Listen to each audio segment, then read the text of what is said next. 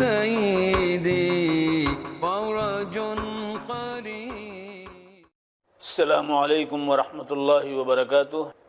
الحمد للہ رب العالمین والصلاة والسلام علی سید المرسلین وعلی آلہ وصحبہ اجمعین.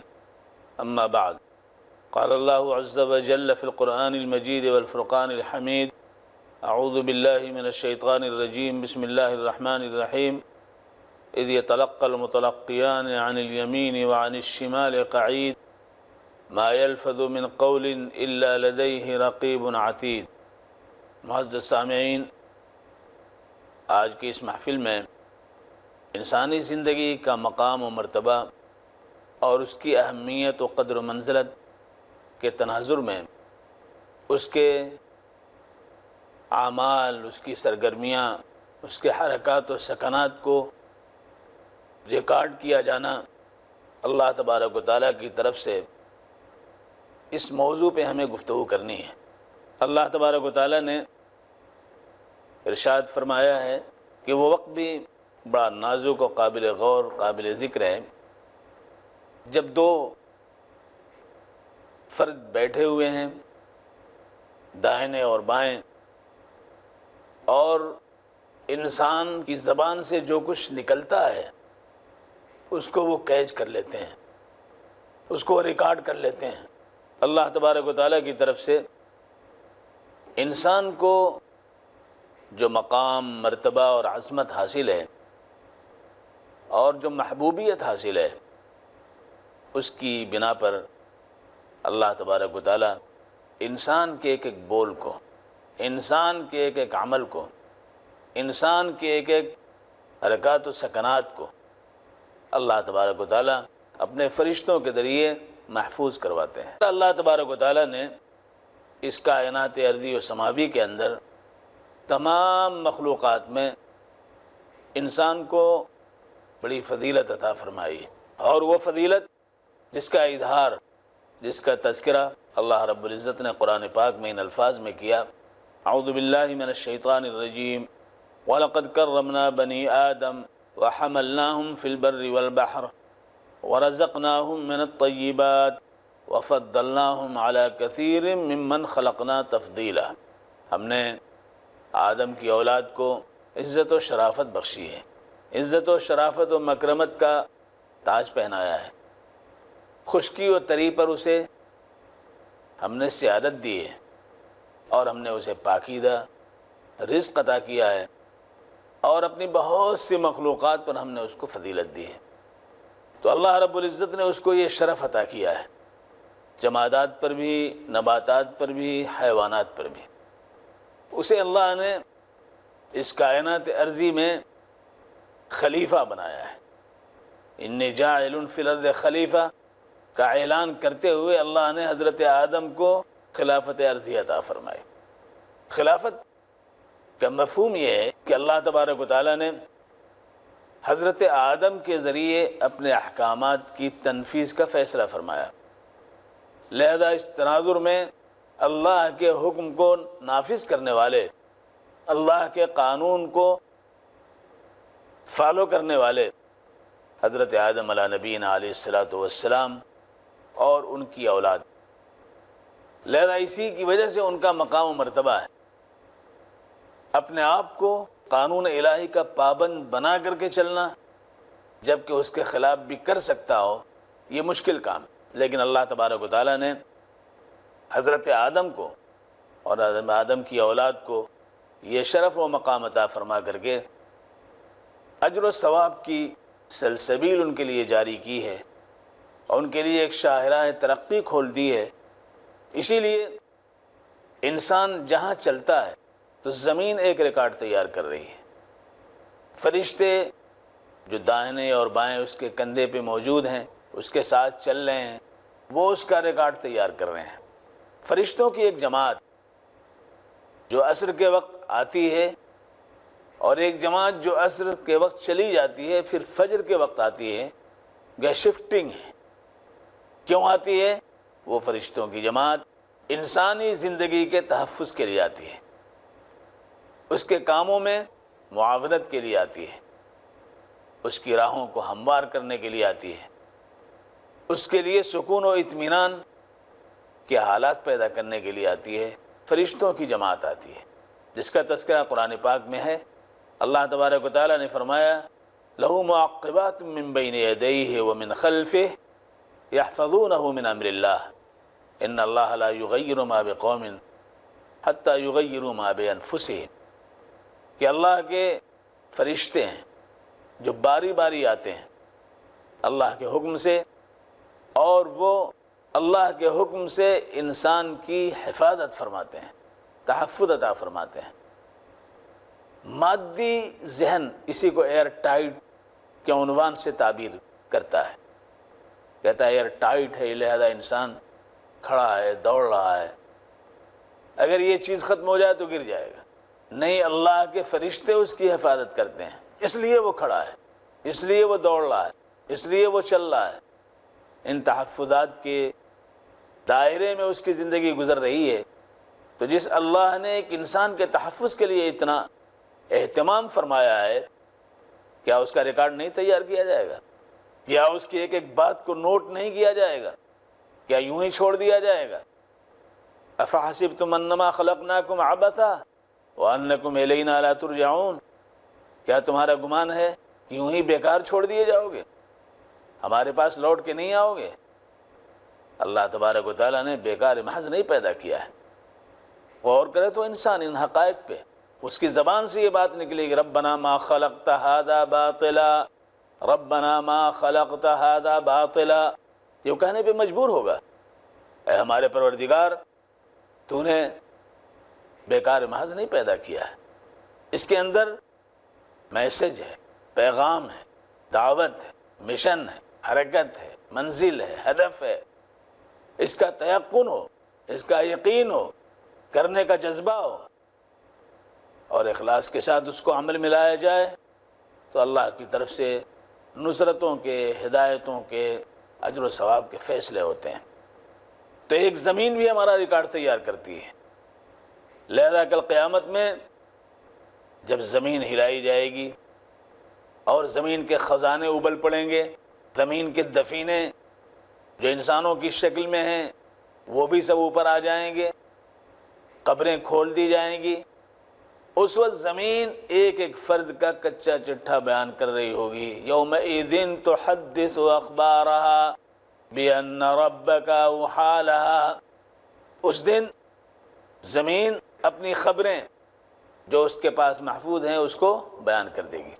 یہ حکم الہی کی بنیاد پہ اللہ تعالیٰ کہیں گے تم بیان کرو۔ لہذا انسان فضا میں نہیں رہ سکتا ہے، زمینی کے حصے پہ رہتا ہے، چاہے گھر کے، محل کے، کالونی کے، کسی بھی منزل پہ ہو، اس کا سلسلہ زمین سے جڑا ہوا ہے۔ وہ ہوائی جہاز میں پرواز کرتا ہے، وہ سیٹلائٹ کے ذریعے بلندیوں پہ پہنچتا ہے، لیکن اس کا بھی سلسلہ زمین سے جڑا ہوا ہوتا ہے۔ تو زمین بھی خبر دے گی، زمین کے ساتھ ساتھ جو فرشتے ہمارے کندھوں پہ ہیں وہ بھی اپنا ریکارڈ پیش کریں گے۔ انسان کہاں تک جھٹلا سکتا ہے؟ ان ریکارڈ کے تعلق سے غلط بیانی کہاں تک کر سکتا ہے؟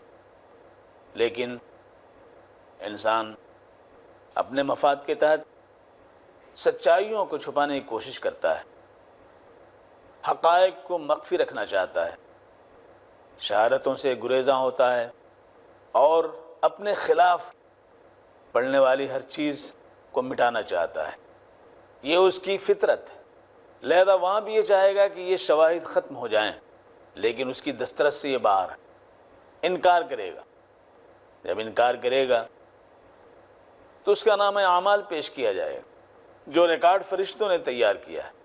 وَيَقُولُونَ يَا وَيْلَتَنَا مَا لِهَذَا الْكِتَابِ لَا يُغَادِرُ صَغِيرَةً وَلَا كَبِيرَةً إِلَّا أَحْصَاهَا وَوَجَدُوا مَا عَمِلُوا حَاضِرًا وَلَا يَظْلِمُ رَبُّكَ أَحَدًا، جب کتاب زندگی کو کھول کر کے اس کے سامنے رکھ دیا جائے گا تو تم دیکھو گے مجرمین کو کہ ڈرے ہوئے، سہمے ہوئے ہیں، اور وہ کہہ رہے ہوں گے ہائے افسوس، یہ کتاب کیسی ہے، یہ کتاب کیسی ہے کہ کوئی چھوٹی بڑی چیز زندگی کی اس کے اندر چھوٹی نہیں ہے، ہر چیز اس کے اندر محفوظ ہے، ہر چھوٹی بڑی چیز کو اس نے محفوظ کر رکھا ہے، اس کو شمار کر لیا ہے۔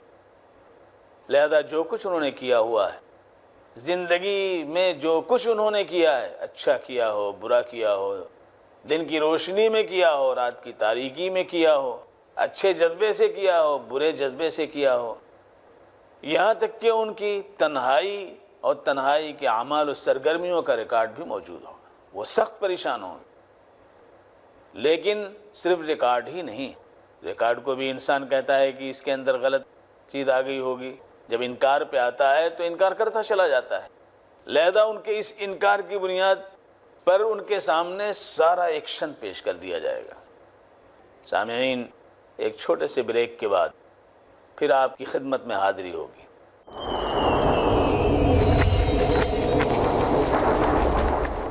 السلام علیکم ورحمۃ اللہ وبرکاتہ۔ الحمدللہ رب العالمین، والصلاة والسلام علی سید المرسلین وعلی آلہ وصحبہ اجمعین، اما بعد۔ قال اللہ عز وجل فی القرآن المجید والفرقان الحمید، اعوذ باللہ من الشیطان الرجیم، بسم اللہ الرحمن الرحیم، اذ يتلقى المتلقیان عن الیمین وعن الشمال قعید، ما يلفظ من قول الا لدیہ رقیب عتید۔ معزز سامعین، وَوَجَدُوا مَا عَمِلُوا حَاضِرًا، انہوں نے جو کچھ کیا سب سامنے ہوگا، 50 سال پہلے، 60 سال پہلے، 80 سال پہلے، 10 سال پہلے، جو ان کے اعمال ہوں گے، جو ان کی سرگرمیاں ہوں گی، جو ان کی کاوشیں ہوں گی، وہ کاوشیں ان کے سامنے ہوں گی۔ جیسے کوئی اسکرین پہ دیکھتا ہے، اور آج یہ انکشافات، یہ ایجادات جن کے ذریعے ہم آواز کو محفوظ کرتے ہیں، جن کے ذریعے اپنی شکلوں اور شبیہوں کو محفوظ کرتے ہیں، ایکشن اور ریئیکشن سب محفوظ ہو جاتا ہے، اور ہم سالوں کے بعد اس کو دیکھنا چاہیں تو دیکھ لیتے ہیں۔ جو دنیا سے جا چکے ان کی آواز ہم سنتے ہیں، جو ہمارے درمیان موجود نہیں ہیں ان کے چلنے اور پھرنے اور بھاگنے اور دوڑنے اور اٹھنے اور بیٹھنے اور ان کی کاوشیں کہ وہ ان کے حرکات و سکنات کا مشاہدہ کرتے ہیں۔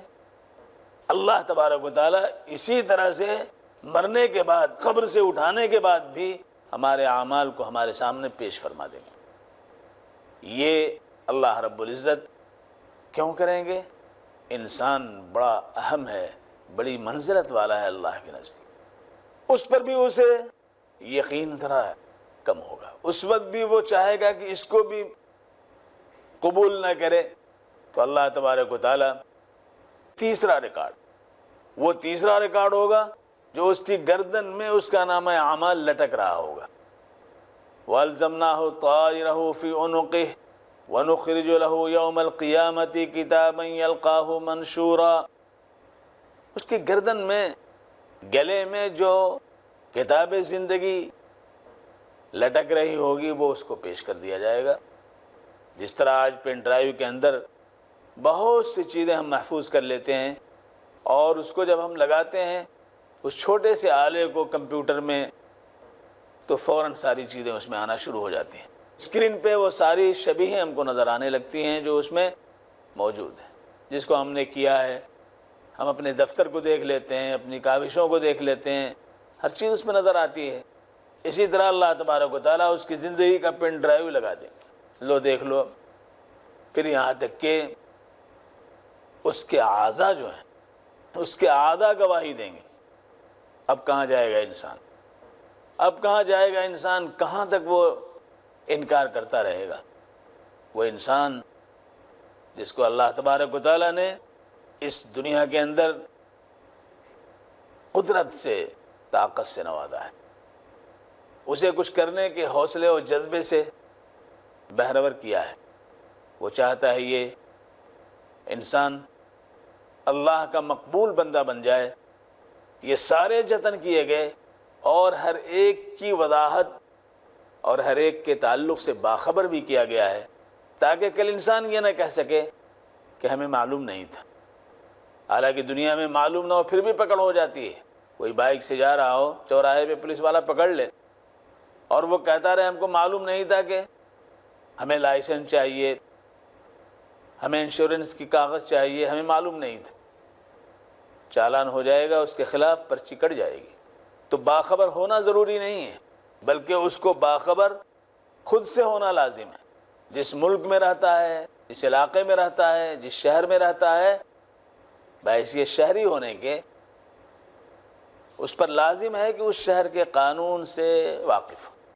شہر کا میئر بتانے کے لیے نہیں آئے گا، اس شہر کے کورٹس کے وکلاء نہیں آئیں گے بتانے کے لیے، یا دیہات میں ہے تو وہاں قانون گو اور لیکھ پال جا کے نہیں بتائے گا کہ یہ قانون ہے زمین رکھنے کا اور اس طرح سے اس پر جو ہے وہ ٹیکس عائد ہوتی ہے، یہ نہیں بتائیں گے۔ آپ کا فرض بنتا ہے کہ آپ جا کے معلوم کریں۔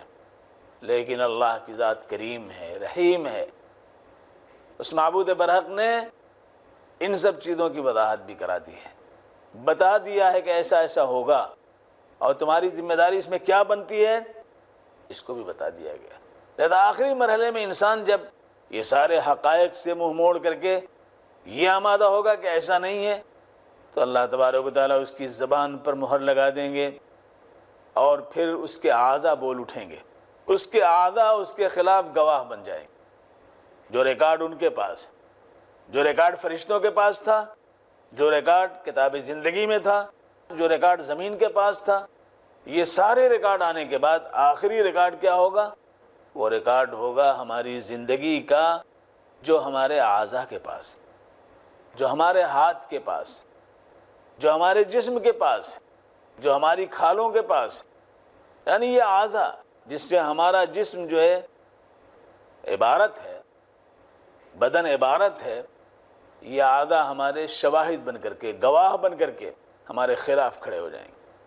اللہ احکم الحاکمین، اللہ ہی فیصلہ کرنے والا ہوگا۔ وہاں کسی کی وکالت نہیں چلے گی، وہاں کسی کا اٹارنی پاور نہیں ہوگا، وہاں کوئی کسی کی طرفداری نہیں کرے گا، یہاں تک کہ اپنے اعزاء، اپنے خیش و اقارب، وہ بھی دور ہو جائیں گے۔ بھائی جو جان چھڑکنے کے لیے تیار ہوتا ہے بھائی پہ، وہی دست بازو بنتا ہے، وہ بھائی بھی بھائی سے بھاگ رہا ہوگا۔ یوم یفر المرء من اخیہ، وہ دن بھی اتنا شدید ہوگا، ایسا ہیبتناک ہوگا کہ بھائی بھائی سے بھاگ رہا ہوگا، بھائی بھائی سے بھاگ رہا۔ مصیبت کے وقت میں، آڑے وقت میں بھائی کام آتا ہے، بھائی کی دعائی دی جاتی ہے۔ حضرت موسیٰ علیہ نبینا علیہ السلام کو اللہ رب العزت نے جب حکم دیا کہ فرعون کے دربار میں جائیں اور جا کر کے اس کو حق کی آواز سنائیں، حق کی دعوت دیں، تو حضرت موسیٰ علیہ السلام فرعون کے ہاں پلے بڑھے تھے اور وہاں سے نکلے تھے۔